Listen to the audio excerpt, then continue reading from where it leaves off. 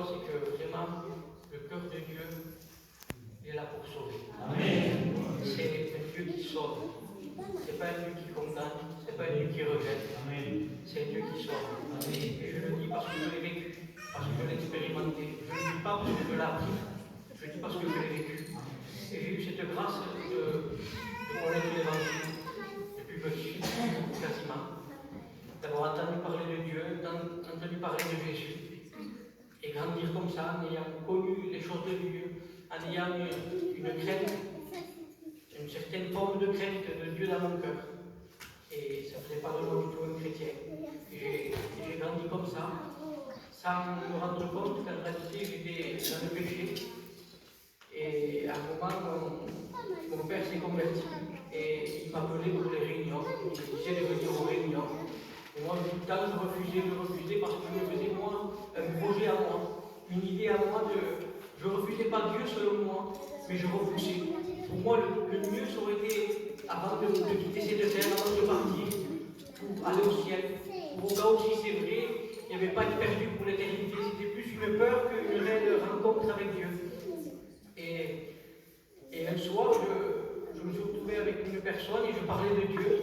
J'étais capable de défendre l'évangile, de défendre la religion familiale, la religion que je connaissais. J'étais capable de la défendre. Et au fond de moi, je doutais même de l'existence de Dieu et je me posais des questions. Pourquoi ça serait nous qu'on aurait la vérité? Pourquoi ça ne serait pas une autre religion? Et ce soir-là, j'ai fait une prière. J'ai dit, montre-moi que tu existes. Et comme il a dit Stéphane, j'ai à peine murmuré. Et la personne à côté de moi ne m'a même pas entendu prier. J'ai dit, montre-moi que tu existes. Et ce soir-là, j'ai fait un rêve. Et j'ai rêvé de l'enlèvement. Et dans ce rêve-là, moi, je suis resté. En réalité, Dieu m'a montré ma plus grande peur. Voir l'église partir et moi rester. Mais c'était un avertissement en réalité. Le but de Dieu, c'était pas que je vive ça en rêve. Parce qu'à ce moment-là, c'était juste un rêve. Mais le jour, ça serait une réalité. Et à ce moment-là, Dieu ne voulait pas que je le vive.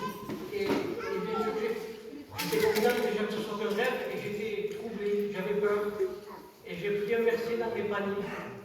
Et c'était 1 Jean 3 qui dit, petit enfant ne monte pas en parole et en langue, mais en action et en vérité.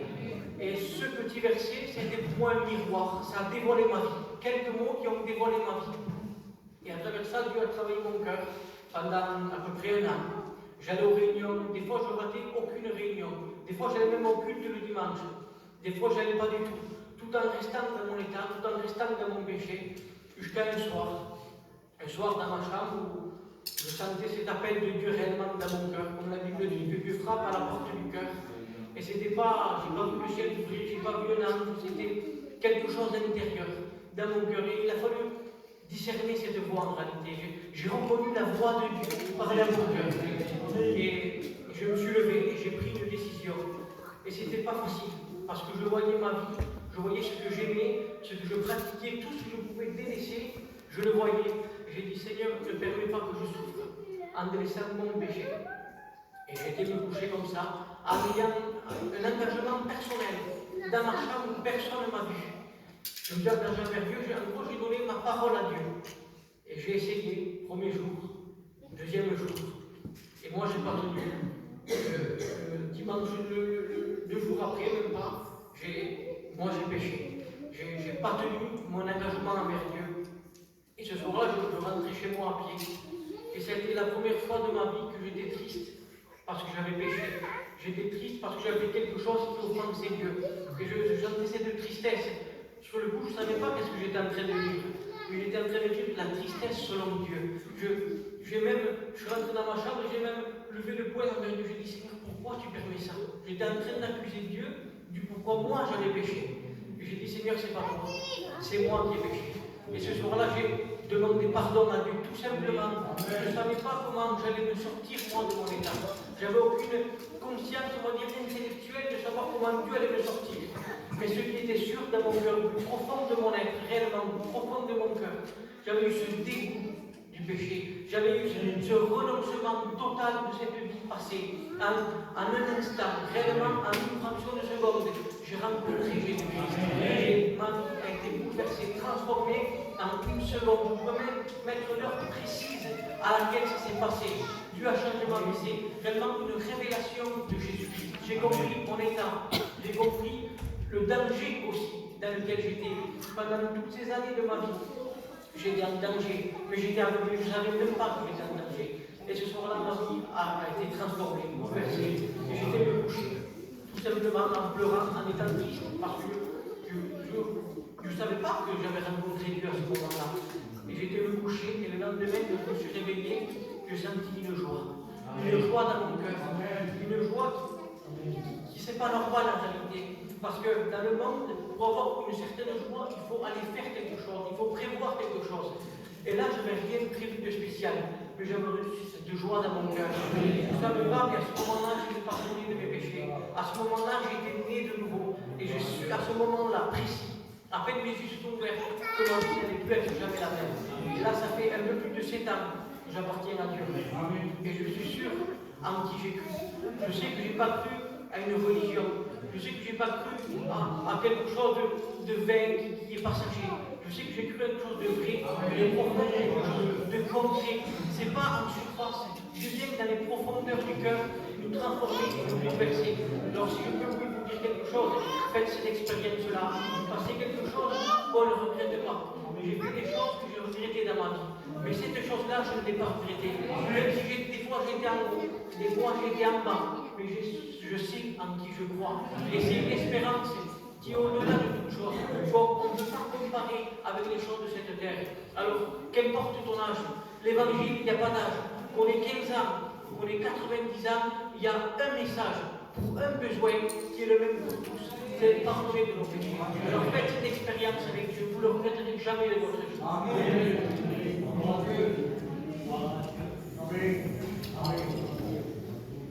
Gloire au Seigneur, parle tranquille et bien. Amen. Ça, c'est merveilleux. C'est glorieux. Alléluia. On pourra essayer, et une fois on va essayer, vous saurez le nombre de fois que je me suis levé aux appels. Seigneur. Mais quand nous sommes réellement sincères, vrais, honnêtes, Dieu entend. Il ne suffit pas un moment de ta vie honnête, vrai, sincère. Dieu le voit. Je crois que nous allons prendre un dernier cantique. Nous allons passer par le ciel des offrandes. Comme ça, nous resterons avec la note, la parole de Dieu. Pas ça. Tu vois ça?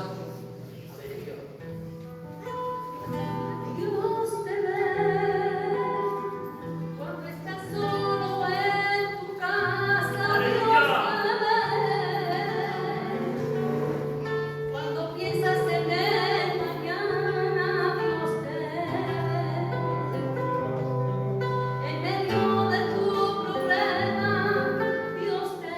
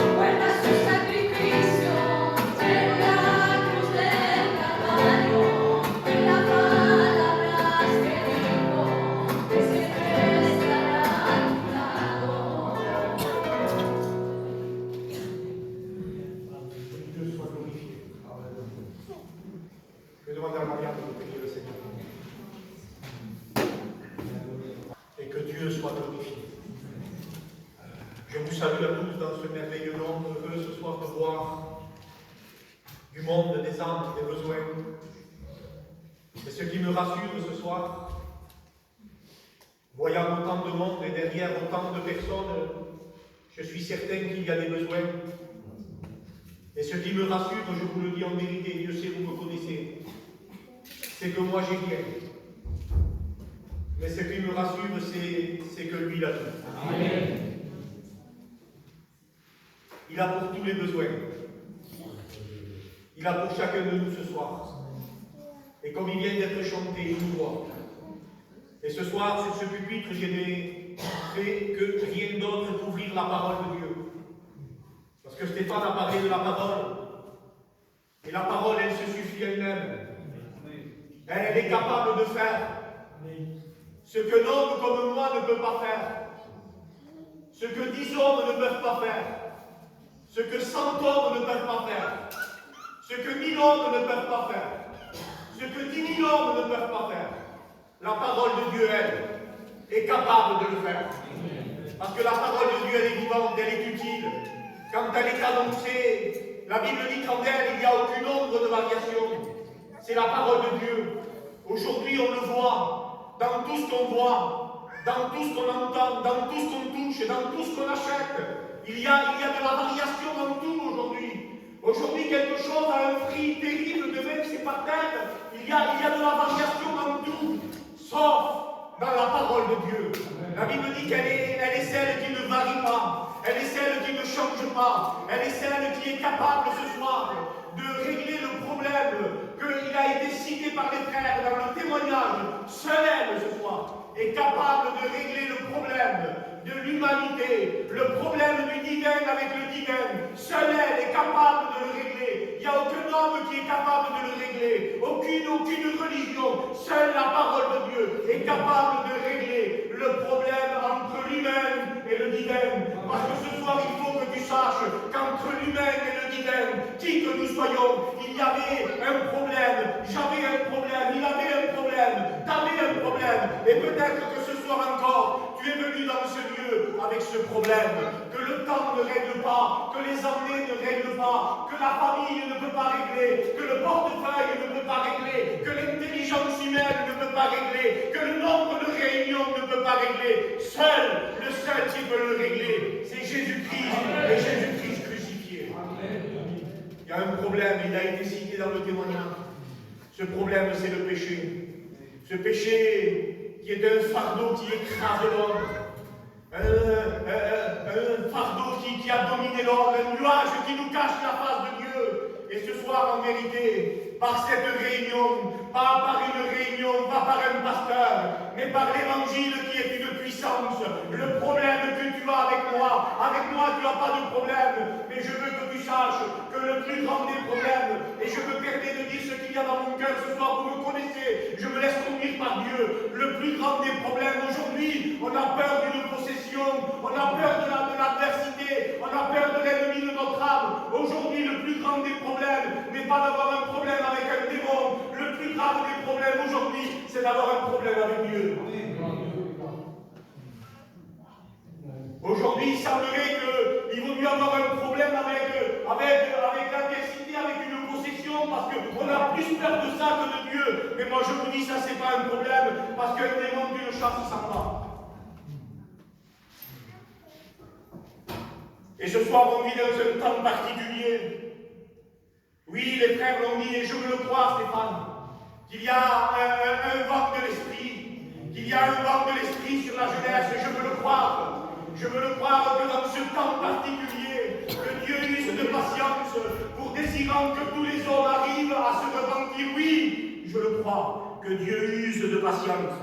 Je le crois. Et ce soir, peut-être au milieu de nous, que tu es cette personne, peut-être, une personne qui est une habituée de nos réunions. Mais je vais te montrer la gravité qu'il y a, pas avec une pensée d'homme, avec la parole de Dieu. Tu es peut-être cette personne qui résiste, cette personne que Dieu cherche, et que Dieu permette ce soir, qu'au nom de Jésus, que tu ne résistes plus à Dieu. Je l'ai dit, Dieu use de patience, désirant que tous les hommes arrivent à se repentir. Je le dis ce soir, et je veux le dire adroitement. Je Je veux le dire adroitement pour que vous compreniez jusqu'où est capable d'aller l'amour de Dieu. Hier, j'ai assisté à un enterrement à Saint-Gaudens d'un jeune qui avait à peu près mon âge et que malheureusement était rétrograde. Il était baptisé et il était rétrograde. Écoutez bien, c'est important. Je dis ça pour relever jusqu'où Dieu est capable d'aller pour sauver une âme. Je ne le dis pas pour le dire, je veux le dire pour élever rien d'autre ce soir que l'amour de Dieu dans cette réunion. Regardez ce que Dieu est capable de faire dans une situation. Bien sûr que je n'en fais pas une doctrine, et comme le frère a dit, c'est pas pour tout le monde comme ça. Mais Dieu a usé là. Et hier, en vérité, Stéphane, j'ai compris ce texte de la parole de Dieu comme jamais je l'avais compris. Dieu a usé de patience pour qu'il puisse se repentir. Le frère a eu un problème cardiaque. Son cœur s'est arrêté. On ne le fait pas en principe. Et là, ils ont appelé la famille, et la famille était là, un pasteur était avec eux. Et son cœur s'était arrêté, il s'était éteint. Pendant quelques secondes, peut-être minutes. Et je dis ça ce soir, et je crois que vous me croyez dans ce que je dis, je dis la même. Et là, un pasteur que je connais, il est venu prêcher ici. Il a commencé à prier. Il a dit, Seigneur, ne permets pas. Seigneur, ne permets pas. Il était dans une position de rétrograde. Il n'était pas réconcilié avec Dieu. Et là, le frère a commencé à prier. Il dit, Seigneur, ne permets pas. Et là, je vous le dis de la part de Dieu authentique, son cœur est reparti. Et là, la famille était là autour et le pasteur lui parle et lui dit, demande pardon à Dieu, parle à Dieu, parle à Dieu, parle à Dieu. Et il a pu parler à Dieu. Il a pu ouvrir la bouche et il a pu parler à Dieu. Il a pu parler à Dieu, il a pu prier, il a pu parler à Dieu. Il est resté quelques heures comme ça. Et après, dans l'après-midi, son cœur s'est arrêté. Mais Dieu a eu de patience pour qu'il puisse se repentir. Et ce soir, en vérité, on a besoin de réaliser la grâce que Dieu veut accorder. On a besoin de réaliser le privilège que nous avons d'être là ce soir et de pouvoir encore dans cette réunion. Toutes nos réunions sont faites dans un seul but. Et en vérité qu'on ne fera pas des réunions dans un autre but que des âmes se sortent. Et ce soir, je veux te montrer avec la parole de Dieu la gravité qu'il y a de venir à toutes nos réunions, béni soit Dieu. Il y a des gens qui croient, et Dieu dit que c'est bien, qu'on peut venir aux réunions depuis des années, être là dans le local. Mais moi, je vais te montrer avec la parole de Dieu que venir dans le local et venir à toutes nos réunions et assister à toutes nos missions sans prendre de décision et en restant dans la même position, il y a une gravité pour toi. Avec le temps, ça devient grave. Avec le temps, il y a de la gravité. Avec le temps, il y a un danger. La Bible dit à Zachée, Zachée, hâte-toi de descendre, car aujourd'hui, il faut que je demeure dans ta maison. Et je l'ai dit 50 fois. Pourquoi la Bible dit aujourd'hui? Parce que hier est passé et demain n'existe pas. Ce qui compte, c'est la réunion de maintenant. Ce qui compte, c'est le moment de maintenant. Ce qui compte, c'est la grâce que Dieu t'accorde. Ce qui compte, c'est maintenant. Ce que Dieu est capable de te donner maintenant. Ce que Dieu est capable de te donner, il n'y a aucun homme qui est capable de te le donner. Dieu ne te propose pas des biens d'ici-bas. Dieu ne te propose quelque chose qui vient du ciel. Fais descendre comme il a été chanté. Et ce soir, Dieu veut faire descendre dans ton cœur ce salut. Amen. Au nom de Jésus, réalisons que l'homme est fragile. Je le dis, hier est passé, demain n'existe pas. Vous savez, moi, quand je me regarde ce soir, je veux que tu comprennes quelque chose, et je l'ai dit 50 fois. Moi, ce soir, je me réjouis de pouvoir évangéliser. Écoutez bien, je veux que tu comprennes que tu es fragile. Le frère a parlé de 20 ans. Il a parlé de 90 ans. Je veux te dire que à 15 ans, t'es fragile. À 90 ans, t'es fragile. Moi, ce soir, quand je regarde ma vie, je vous prêche là. Et toi, comme moi, on n'est pas raccordé par quelque chose. Hein. Je ne suis pas branché à la prise, moi, ce soir. Je ne suis pas alimenté par un secteur. Ce n'est pas un secteur qui m'alimente comme les grilles sont alimentées ici. Hein. Moi, ce qui m'alimente ce soir, c'est une pompe qui est ici, là. Une pompe qui est en train d'envoyer du sang. Elle est en train d'envoyer du sang dans des vaisseaux. Elle est en train d'envoyer du sang, une pompe qui est là. Et elle est en train de pomper du sang et d'envoyer. Et je veux que tu comprennes qu'on est alimenté par rien d'autre qu'une pompe qui est là. Et quand elle a décidé, eh bien voilà à quoi on est alimenté. Et je veux que tu comprennes ce soir que l'homme, il est fragile. Comme toi et comme moi, on est alimenté par plein ce corps que nous voyons là. Il est alimenté de plein de petits vaisseaux. Des milliers de petits vaisseaux. Là, on ne les voit même pas. Un grain de sable qui vient se mettre. C'est pas grand chose. Il faut que tu comprennes que tu es fragile. Il faut que tu comprennes que l'heure est venue, que le temps est venu, que ce temps particulier que nous voyons, que tout ce que nous entendons, il faut que tu comprennes que c'est l'heure, que c'est le moment, que c'est le jour, que c'est le temps, que c'est réellement le temps, que tu sois prêt et que tu sois réconcilié avec Dieu. On dit ce temps-là, d'être d'avoir cette conviction de cœur, le reste c'est pas grave, mais je sais, je suis convaincu dans mon cœur que je suis prêt. Je suis convaincu dans mon cœur que je suis en règle. Je suis convaincu dans mon cœur que j'avais terminé avec le péché. Je suis convaincu dans mon cœur que je suis réconcilié avec Dieu. Je suis convaincu dans mon cœur que qu'il m'arrive ce qui m'arrive, je sais où je vais. Parce que la parole de Dieu, mes frères et sœurs, elle est celle qui nous a donné de l'espérance. La Bible dit qu'autrefois, chacun de nous qui sommes ici, nous vivions sans Dieu et sans espérance. Et l'espérance qu'un jour il y a dans nos cœurs ce soir, seule la parole pouvait nous la donner. Amen. Il n'y avait rien, Stéphane, qui pouvait te donner de l'espérance. Quelle espérance? Que très bientôt, vous savez laquelle espérance j'ai dans mon cœur? Que très bientôt, je vais participer aux noces de l'agneau. L'espérance qu'il y a dans mon cœur, que très bientôt, son église va être enlevée. L'espérance qu'il y a dans mon cœur, que très bientôt, et Dieu sait que je le dis de tout mon cœur parce que c'est vrai, c'est du réel, c'est pas des mots pour faire joli, que très bientôt, il va y avoir des retrouvailles dans le ciel. Ça, c'est l'espérance que la parole de Dieu nous a donnée. Autrefois, nous vivions sans Dieu et sans espérance. Ce soir, il y a une espérance qui anime ma vie, une espérance qui anime mon cœur, une espérance, comme il a été dit par le jeune, qui est cette encre solide que Dieu a déposée dans nos cœurs. C'est du vrai, c'est du stable, c'est pas des mots, c'est du réel, c'est vrai. Ce que je prêche là, c'est du réel, c'est du vrai. Et ce soir, je voudrais que tu comprennes qu'il y a des temps. Et ce soir, j'ai parlé, et j'y reviens, j'ai parlé de cette vie qui tient par un fil, si tu veux mieux. De cette vie qui tient par un fil où tout va bien, et un grain de sable vient se mettre. Voilà ce que nous sommes ce soir. Je veux que tu comprennes. Et en vérité, ne me réponds pas, et je ne veux pas te faire peur non plus. Mais si le fil viendrait à couper,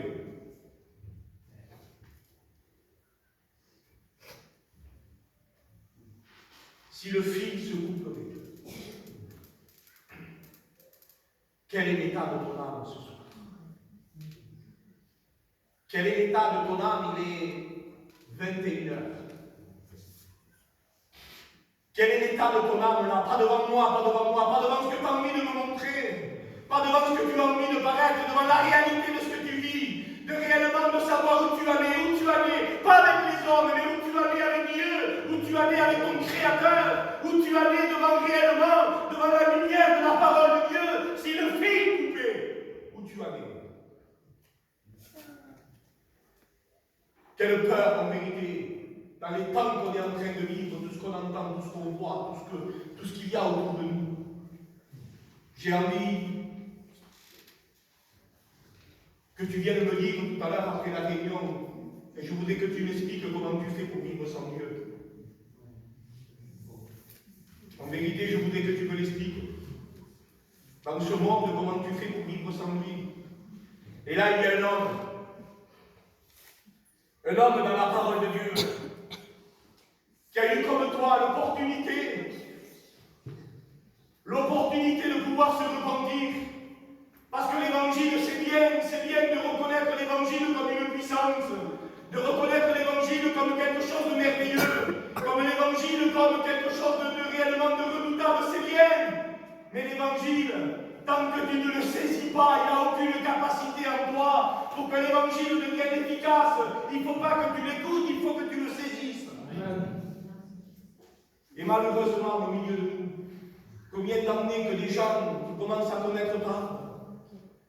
Combien malheureusement, et je le dis malheureusement, combien de gens sont dans toutes les réunions, ont suivi tous les locales, nous ont suivis dans tous les locales, et béni soit Dieu, continue à le faire. Mais l'évangile deviendra quelque chose de vivant, quelque chose que tu vas expérimenter, comme il a été dit, la vie éternelle. Pas quand tu vas te contenter de l'écouter 3 fois par semaine, l'évangile va devenir une puissance en toi quand tu vas le saisir. Et là, il y avait un homme. Quel exemple en vérité? C'est un homme qui a assisté. Il a eu l'opportunité de pouvoir se repentir. Il a assisté aux réunions. Pas de Tognon, pas de Gélard, pas de Stéphane, pas de Johnny, pas d'Étienne, pas de Jimmy. Il a assisté, cet homme-là, il a assisté à toutes les réunions de Jean le Baptiste. C'était le roi Hérode. Et regardez ce que dit la parole de Dieu.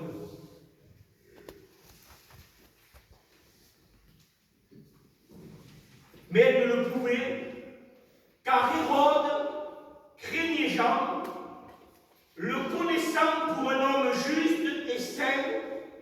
Regardez ce qu'il faisait à un moment donné, M. Hérode. Il le protégeait. Et après l'avoir entendu, il était souvent perplexe et l'écoutait avec plaisir. Mais Stéphane, quand vous voyez ça, quand tu vois un homme comme ça dans une réunion, un homme qui craint, un homme qui connaît, un homme juste, un homme saint, un homme qui est capable de te protéger, un homme qui se régale à t'écouter, un homme qui prend plaisir. Mais mes frères et sœurs, Église ce soir, dans cet homme-là, vous ne retrouvez pas les gens de nos réunions aujourd'hui?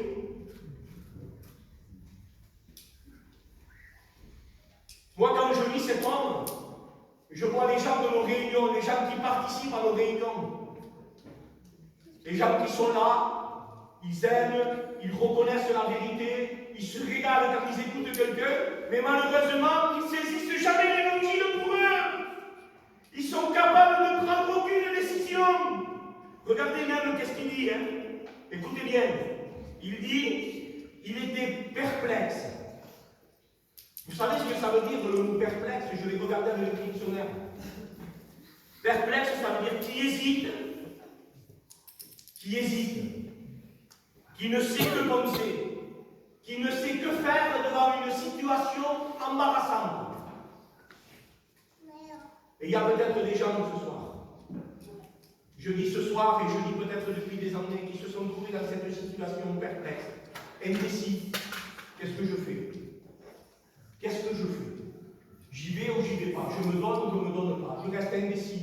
Je suis perplexe.